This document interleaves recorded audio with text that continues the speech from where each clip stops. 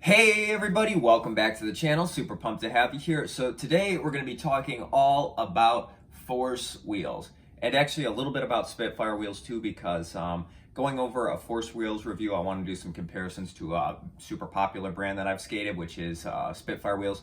But yeah, we're going to be talking all about the shape, the size, how they worked in the street, how they worked in the park, and how they compared to a brand like Spitfire. So without further ado, let's get right into it. So we're going to start off talking about their regular shape and not their conical wheels. We'll get into that in a little bit. But the first thing I noticed about getting Force wheels, and these are the Johnny Geiger 53 millimeter standard shaped wheels, the first thing I noticed is how skinny they were. So if we take a Spitfire wheel that is the exact same size and compare them, you can see just how much skinnier this wheel is.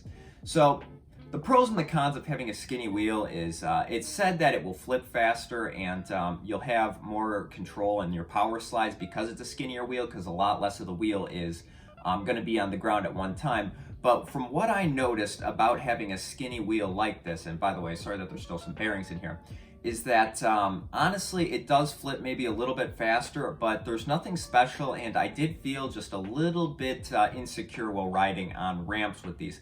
Now this could be user error. I know there's some people that ride these and they probably skate ramps all the time, but I am a person that skates mainly conical wheels, and for having a wheel this traditional shape and having it that skinny, it did kind of throw me off just a little. However, when it did come to these Force Johnny Geiger wheels, I did not experience any flat spots with these wheels, but I did experience some flat spots with these Spitfire Formula 4 wheels. I do think it might have something to do with the urethane and the color on this one. Maybe it could be user error because I do flat spot a lot of wheels. But I did notice that these ones did not flat spot for me, but I cannot say the same about that with all Force wheels. So now let's take a look at the conical side of things. All right, so when it comes to conical wheels, I have had two types of Force conical wheels. I've had the Conical Strike wheels that are 54 millimeters, and I've had the Air and Cairo 54 millimeter conical wheels. And for comparison, I also have a Spitfire Formula 4 conical wheel. So the first thing I want to mention when it comes to conical wheels, if you don't know what they are, just to show you a comparison, these are more coned in, so when you're grinding on a ledge, less of the wheel is touching, where if you have one of these, the whole wheel is going to be grinding up and sliding against that ledge. So conical wheels are great with that, and honestly, I've never had any problems with any conical wheels, except maybe flat spots and coning, and I do cone a lot of wheels. I don't know if you can see it right here. I might have a better example, but yeah, here's a better example. If you can see just the difference in size, and these were both on the same sets, and I do try to rotate my wheels as much as possible.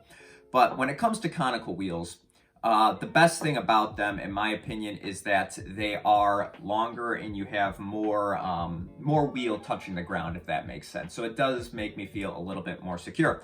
Now, when it comes to these Force conical wheels, I did flat spot them a lot, and I don't know if the camera will pick this up, but I have flat spotted these wheels extremely badly, and it sounded like a helicopter when I was rolling. But I've also flat spotted, like I said, Formula 4 wheels too, so it could just be me and the way I skate, but I did notice that these Cairo conical wheels I've had were probably the fastest flat spotting wheel that I've had to date. And it is winter where I am in the suburbs of Chicago, and I've been skating mostly on indoor skate park ground, so it's more smoother concrete instead of outside and rough. And I was still able to flat spot these with this smooth ground. Now, when it comes to these Spitfire conical wheels, the Formula 4s, I did not flat spot these. However, I did cone them. And for people who don't know what wheel coning is, if you set your two wheels up like this, they should be touching evenly.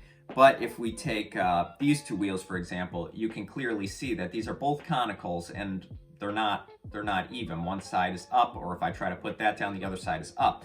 So that means that part of your wheel is touching the ground more than the others, which makes it cone like that. And it's not really a problem while skating, it's just annoying. And I did have that same problem when it came to the Formula 4 wheels, just nowhere near as bad when it comes to the Force wheels. And I'm not trying to rip on Force and say that they're bad wheels at all, but it could definitely be the way I skate. I do revert a lot out of tricks, and you know, more wheel is touching the ground in there, and it does leave more room for air. But to have wheels that, you know, especially been an inside and smooth ground in a flat spot and to cone like this, it's definitely a red flag for me. So you guys are probably wondering at this point, which one do I prefer? The Force wheels or the Spitfire wheels, the Conicals or, the Formula 4 Conicals? Which one do I prefer? And honestly, if I could give you a perfect choice, I do like standard wheels better. However, not the Force standard wheels. Conical wheels have worked great for me, and I like the way that they grind and there's less resistance on there. But if it comes down to personal preference, I would prefer a 54 millimeter classic shaped wheel. I do like the classic shaped wheels, and Heartbreak Wheels, my sponsor, makes an awesome classic shaped wheel, so definitely check them out. But honestly, I have to say Spitfire has worked better than me for Force, and I would never be saying that until I skated these Conical Force Kyro wheels over the summer. And this is completely honest. I'm not trying to be subjective. This is just from what I skated and what I realized, and these wheels did fall apart on me on smoother ground. However, this could, again, like I say, this could just be me, and you could have some great experience with Force wheels, because I have too with the traditional Johnny Geiger shape. The Conical wheels, they just didn't really do it for me. But I can still recommend all these wheels. And if you're more of a beginner or an advanced skater, I can definitely say these are good wheels too. It's just something to keep an eye on, because wheel coning is definitely a possibility, and it is with any wheel. And flat spots can happen no matter what companies say. Flat spots can happen to you as well.